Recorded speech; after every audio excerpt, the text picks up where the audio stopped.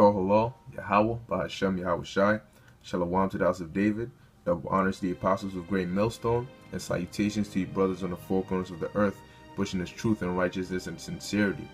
Okay, basically, man, this video is going to be on that power, man. Okay, the Lord is going to give his men that power, man, because, you know, if you think about it, man, just thinking about it, you know, reading the scriptures, man, it only makes sense. Okay, like the power is like the only thing that's missing from the equation. Okay, because looking at what we're doing now, man, we're doing the same things as the prophets of old. Okay, like it says here in Jeremiah chapter 28 verse 8. So it says, the prophets that have been before me and before thee of old prophesied both against many countries and against great kingdoms of war and of evil and of pestilence. Okay, and that's exactly what we're doing right now. Okay, we're doing the same things that the prophets back then did, and we suffering the same things that they suffered. Okay, are people laughing at us? Are people not listening to us? Okay, are people mocking us? All right, we go out there day in and day out, you know, telling them what the Lord has in store for them, but they don't want to hear it, man. That's all the prophets went through that. Okay, even Yahweh Shai. All right, let me get a quick precept real quick. This is 1 Corinthians chapter 4 verse 8. It says,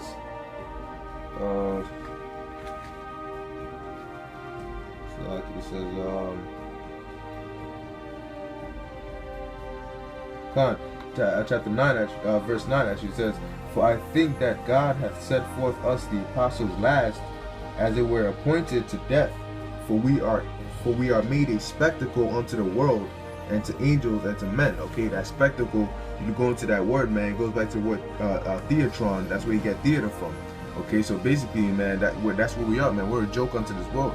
Okay, they make fun of us. They don't really take heed to what we're saying, man. All right, they don't care what's coming out of our mouth, because we look just like them, you know. They're like, oh, these guys are just, you know, bums, you know, they just like us. They can't be the men of the Lord. Okay, but guess what, man?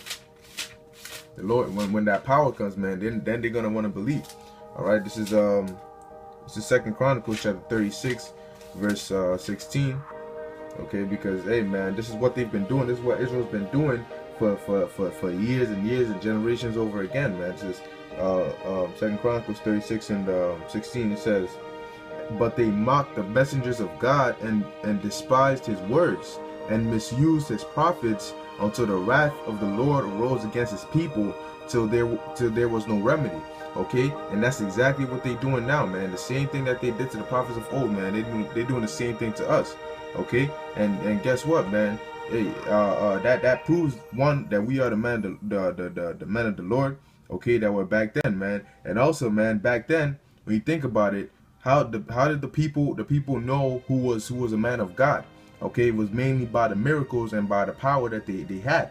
Okay, and that's how the people knew who was a man of God. I'll get an account for that real quick, man. Okay, although they prophesied, you know, and then, you know, they came in the name of the Lord had what? He gave them power. Okay, because that's what majority of people, you know, that's what they go off of, man. Seeing is believing. Okay, but guess what, man? This is an account, you know, about Elijah the prophet. Okay,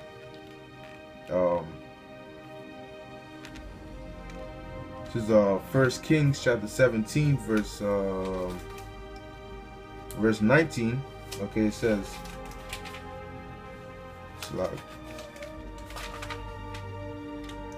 it says, and he said to her, okay, this is Elijah who's talking to his woman.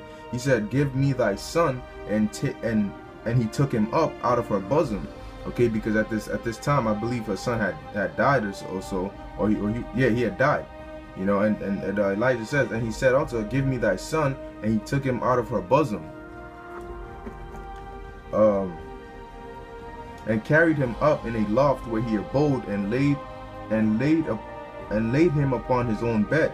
And he cried unto Yahweh, and said, O Yahweh, my power, hast thou also brought evil upon the widow with whom I sojourned by slaying her son? And he stretched himself upon the child 3 times, and cried unto Yahweh, and said, O Yahweh, my power, I pray thee, let this child's soul come into him again. And Yahweh heard the voice of Elijah, and the soul of the child came into him again, and he revived. Verse 23, and Elijah took the child and brought him down out of the chamber into the house, and delivered him unto his mother. And Elijah said, see, thy son liveth. Okay, and the woman said to Elijah, now by this I know that thou art a man of God. Okay, so like I said, man, how did they know that who the men of God were? By the miracles that they were performing.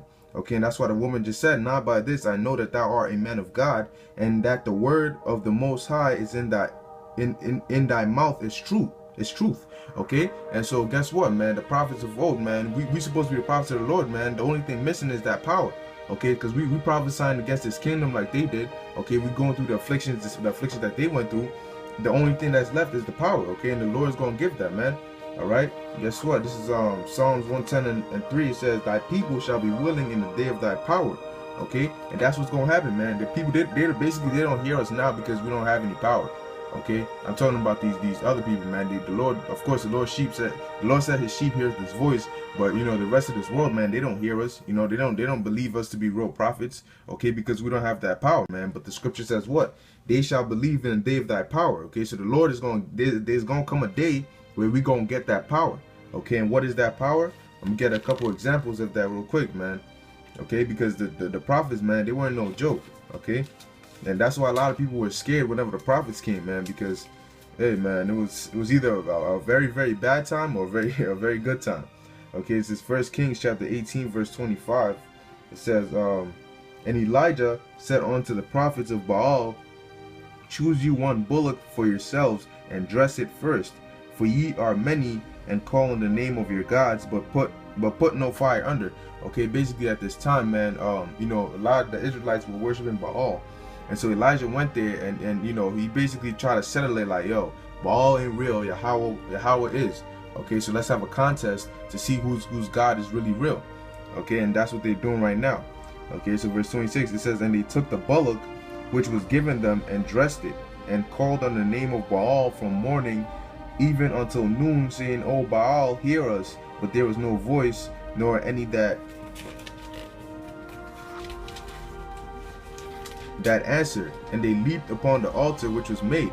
Okay, so basically the contest was that they would dress an animal, and they would lay it on the altar, and basically they wouldn't light any fire under it, and whoever's God basically lit the fire on it was real. Okay, so it's going on. So verse 27, it says, and it came to pass at noon that Elijah mocked them and said, cry aloud, for he is a god. Either he is talking, or he is pursuing, or he is in a journey, or peradventure he sleepeth, and must be awakened.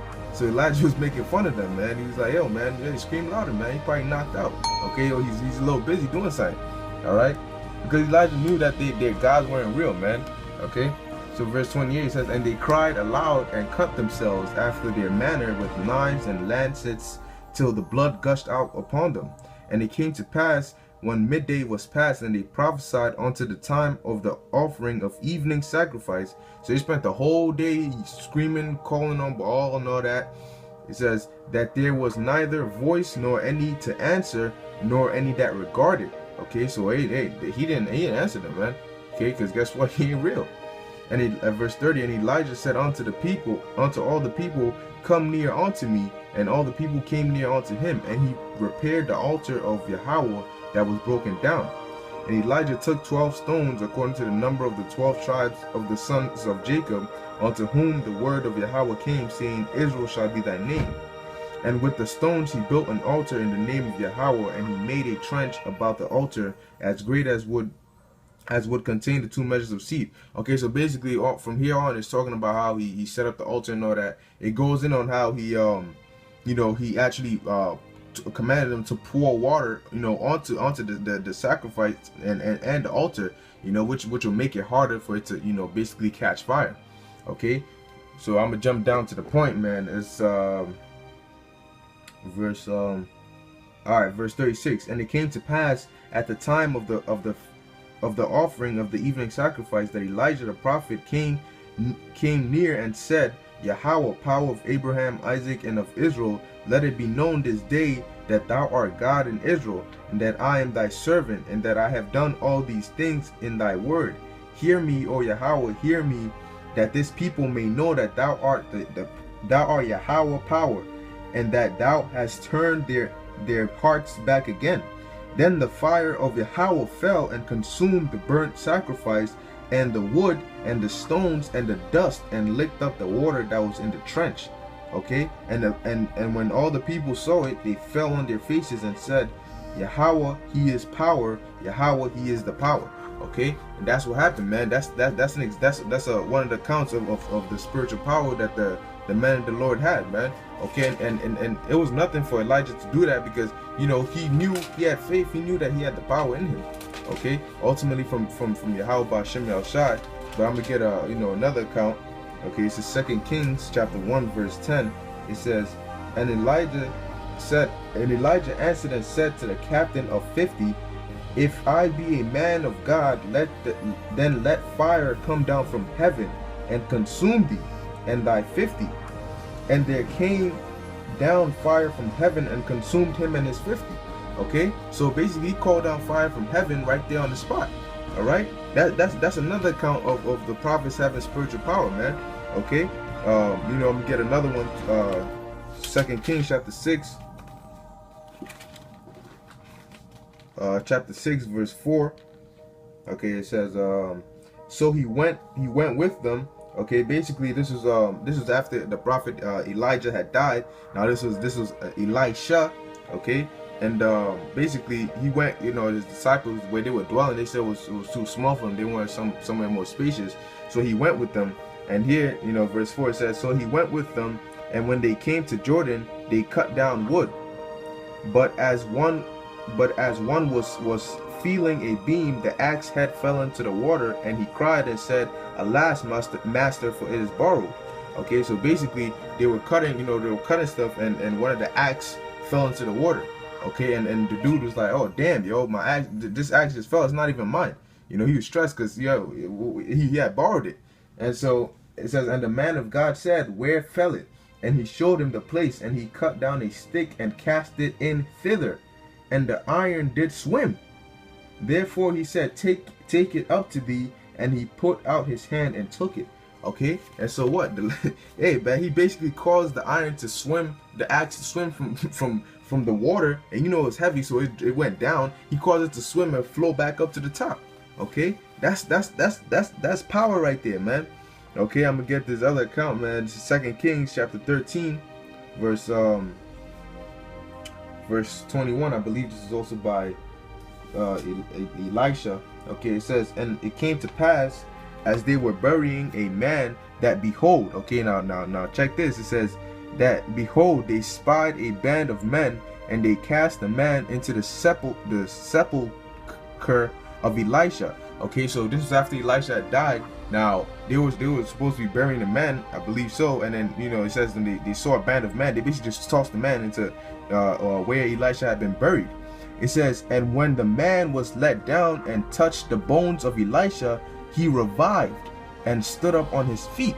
Okay, so that's how much power was, man, that the bones, just his bones, even after he was dead, could revive somebody. Okay, that's power, man. All right, and these are just a couple examples of the kind of power that the prophets had back then, man. Okay, even Yahushai, Yahushai had power, man. He walked on water, turned water to wine. He did so many acts. Okay, and even his disciples also had power, man. And so in the times we live in, I'm gonna get an account of the disciples, man. But in the times we live in, man, we facing much dangerous tribulations that's about to get worse. So of course the Lord's gonna have to give us that power, man. And he said he's gonna give us that power. Okay, we the prophets of old, man. It was natural, it was common for prophets to have power. Okay, and so we the prophets of the Lord, man. It's nine for the Lord to give us that power, man. Okay, this is Luke chapter 9 verse 54. It says, and when his disciples James and John saw this, they said, Lord, wilt thou that we command fire to come down from heaven and consume them, even as Elijah did? Okay, and so, hey man, they had the power. They were like, hey man, Lord, you want us to just call that fire and smoke these dudes real quick? But the Lord rebuked them. He said, hey, I didn't come to kill them, I came to save lives. Okay, and that's his disciples, man. They had that power. All right, so hey man, it's common for a prophet to have power, man. Okay, so that means that the Lord is going to give us power too, because we are His prophets, man, and we living in the time of the ultimate judgment. Okay, so of course He's going to give us that power, man. All right, I'm gonna close out with this last scripture. This is Isaiah chapter 40, verse 31. It says, "But they that wait upon the Lord shall renew their strength. They shall mount up with wings as eagles." That means you're gonna be able to fly. Okay, and they shall run and not be weary, and they shall walk and not faint. So you're gonna be having that spiritual power. You're gonna be running for miles. You ain't gonna feel tired. None of that stuff, man. Okay, that's all part of the power, and much more, because the times we living in, we facing much greater threats, with Esau and his advanced technology and stuff. So the Lord's gonna have to balance it out by giving His men that ultimate extreme Dragon Ball Z and beyond type power, man. Okay, that's the times that's coming in, man, and it only makes sense. Okay, that's like the only thing missing from the equation, as being men of the Lord. Okay, but I just want to do that video real quick, man, because that time is coming, man. All right, you got to keep the faith, man. And when it comes, it ain't gonna be like, oh shoot, I just got these powers to fly, and you start crashing in buildings and not knowing what you're doing. Nah, okay, the Scripture says what? The Lord, I believe it was David, said He teaches my hands to war. So when the Lord give you that power, you're gonna know how to use it. Okay, you're gonna have experience with it, although it might be your first time, man. Okay, the Lord could do that. He just puts it in your spirit, man. It's not no exosuit that you need to wear, or no jetpacks you need to put on. Nah.